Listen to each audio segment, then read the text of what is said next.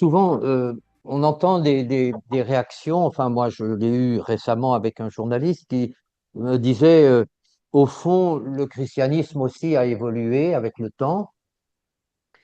Est-ce que l'islam, il ne faut pas lui laisser le temps d'évoluer, de se réformer, de s'adapter, etc.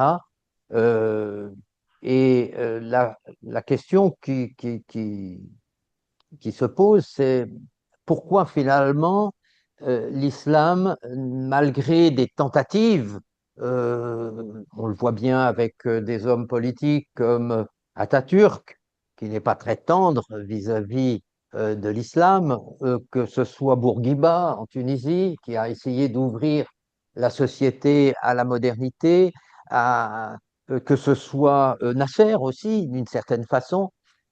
Pourquoi finalement sur les questions tout simplement sociétales, il y a eu, il y a ces fermetures ou plus exactement, c'est quelque chose de cyclique. Je prends l'exemple, par exemple, du fait que au début du XXe siècle, les femmes turques euh, eh bien, défilaient dans la rue pour demander d'enlever le voile, d'enlever également toutes les contraintes sur les femmes que l'islam, donc que le fiqh et que la charia impose aux femmes.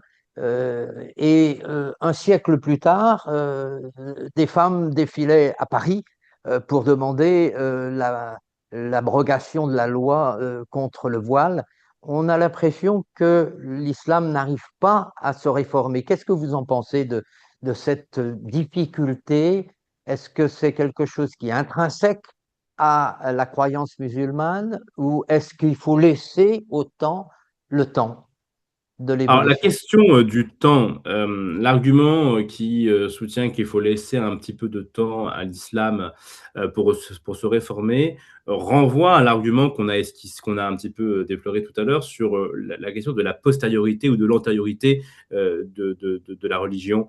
C'est-à-dire que très souvent, pour expliquer le retard du monde musulman, on soutient que l'islam étant apparu au 7e siècle, les musulmans seraient un petit peu dans l'adolescence et il faudrait attendre effectivement que l'islam grandisse, mûrisse, afin que les musulmans s'assagissent.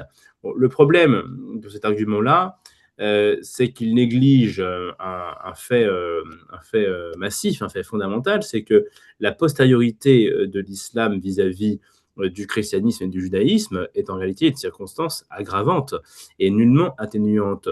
Pour une raison très simple, c'est qu'un système de valeurs, les systèmes de valeurs les plus tardifs bénéficient toujours de l'expérience des époques antérieures. Un biologiste qui s'amuserait à édifier une nouvelle théorie au XXIe siècle en niant tous les apports de ses prédécesseurs serait fautif, serait coupable, serait impardonnable, dans la mesure où la connaissance de la vérité lui est accessible et qui fait délibérément le choix d'ignorer cette vérité. Il serait par exemple un tout petit peu anachronique de reprocher aux scientifiques de l'Antiquité gréco-romaine d'ignorer la théorie de l'évolution ou de reproduire des schémas géocentriques en astronomie. Mais quand on est au XXIe siècle et qu'on a des données qui montrent que le géocentrisme est un paradigme périmé et que l'on continue à soutenir des thèses qui ont été invalidées, on est beaucoup plus difficilement pardonnable.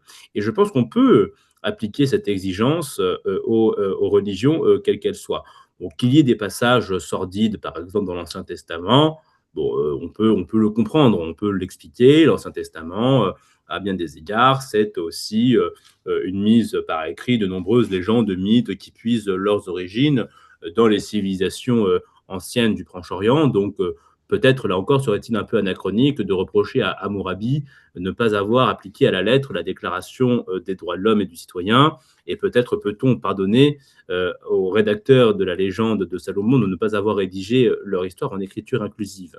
Mais lorsque les musulmans apparaissent, c'est-à-dire au 7e siècle, Il débarque plus de 7 siècles après, plusieurs siècles après la rédaction des évangiles, plus de 1000 ans après Aristote, plusieurs siècles après le premier réquisitoire contre l'esclavage, plusieurs siècles après les stoïciens. Et donc, quand on débarque plusieurs siècles après tant de contributions qui sont venues enrichir le patrimoine immatériel de l'humanité, bah, la moindre des choses, c'est de ne pas saboter l'œuvre des prédécesseurs et donc de perfectionner l'œuvre de vos prédécesseurs. Or, ce n'est pas ce qui s'est produit. C'est en cela que l'argument du temps me semble assez difficile en réalité à défendre, c'est que l'islam a déjà eu à plusieurs reprises l'occasion de se frotter à des traditions bien plus raffinées que ne l'étaient donc les traditions islamiques. Et là où les musulmans avaient en réalité 7 siècles de plus que les chrétiens pour élaborer un système de valeurs sophistiqué, civilisé, humaniste, à partir des éléments de l'Antiquité et de l'Antiquité tardive, eh bien, c'est l'inverse qui s'est produit. Et donc, il y a eu une véritable régression anthropologique. C'est vrai aussi bien au regard de la nature du droit musulman par rapport au droit antique sur un certain nombre de sujets, le droit des femmes. On sait par exemple que la condition féminine était bien plus élevée dans l'Arabie pré-islamique qu'après l'islam, en matière de mariage, en matière de polygamie. Donc il y a des tas de régressions anthropologiques qui surviennent avec l'expansion islamique, ce qui fait qu'il est difficile finalement de donner une seconde chance à une religion qui a refusé finalement dès le début, dès sa naissance, eh bien, de se réapproprier les institutions les plus libérales de son contexte, du contexte culturel qu'il a vu naître. Alors oui, l'islam est beaucoup plus réfractaire à la réforme et à la modernisation pour des raisons qui ont été esquissées par des islamologues bien avant moi. D'une part, le statut que le Coran revendique, qui, à la différence de la Bible ou des évangiles, ne se veut pas un texte humain, mais se veut le verbatim de Dieu, ce qui rend, là encore, la distanciation critique beaucoup plus compliquée, sans parler des prescriptions tout à fait inhumaines que renferme le Coran.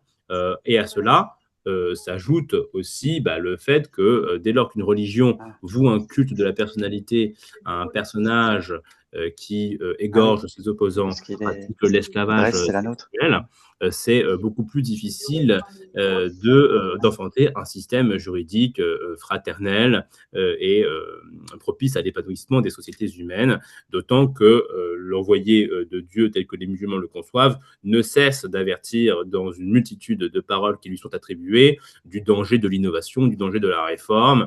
C'est-à-dire qu'il y a toute une littérature qui vous explique que le réformé est un égaré et que la communauté de référence pour l'islam reste la première des communautés, ce qui rend toute acculturation beaucoup plus difficile.